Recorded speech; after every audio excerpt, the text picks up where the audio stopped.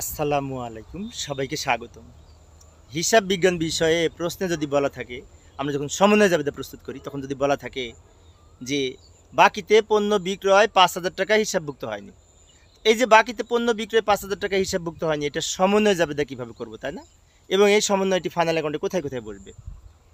তো সাধারণত পণ্য বিক্রয় যদি হিসাবভুক্ত না হয়, এর দুইটা পক্ষ, একটা হচ্ছে প্রাপ্য হিসাব, বাকিতে বিক্রি করলে প্রাপ্য হিসাব বৃদ্ধি পায় বা দেনাদার বৃদ্ধি পায়, আর আরেকটি হচ্ছে এই বিক্রয় বৃদ্ধি পায়।